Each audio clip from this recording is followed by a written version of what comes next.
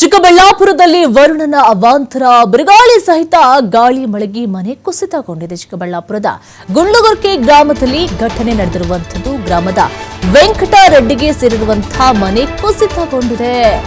ವಯಸ್ಸಾದಂತಹ ವೃದ್ಧ ದಂಪತಿ ವಾಸ ಮಾಡ್ತಾ ಇದ್ದಂತಹ ಮನೆ ಕಳೆದ 3 ದಿನಗಳಿಂದ ಸುರಿತಾ ಇದ್ದಂತಹ ಮಳೆ ಬಿಟ್ಟು ಬಿಡದೆ ಮಳೆ ಬರ್ತಾ ಇತ್ತು. ಕಾಯಿಲೆಯಿಂದ ಬಳಲ್ತಾ ಇದ್ರು ಪಾಪ ವೆಂಕಟರೆಡ್ಡಿ. ಮನೆಯಲ್ಲಿ ವೃದ್ಧ ದಂಪತಿ ಇದ್ರು.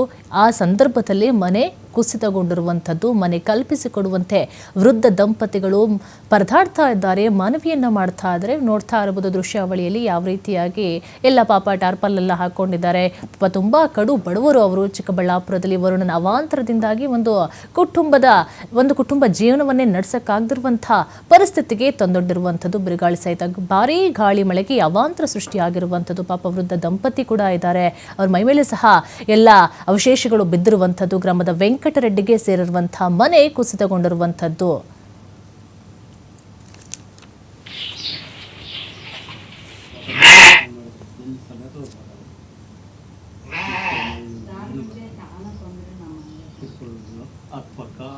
ಎಲ್ಲ